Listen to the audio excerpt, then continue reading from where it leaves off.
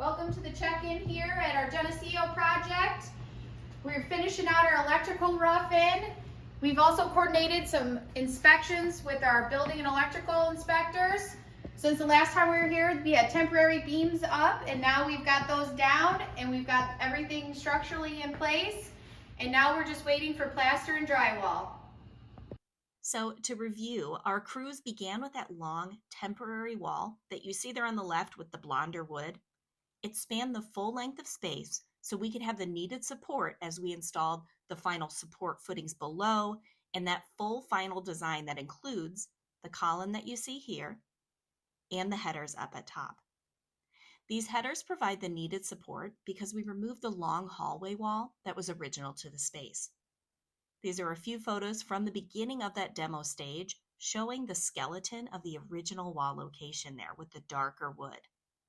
The new supporting design is now in place and inspected, and once the kitchen's complete, you won't even see those headers that I mentioned. The new ceilings will conceal all of this. With the new layout all structurally complete, we're able to arrange and have all the plumbing and electrical roughed in to their new locations in the walls.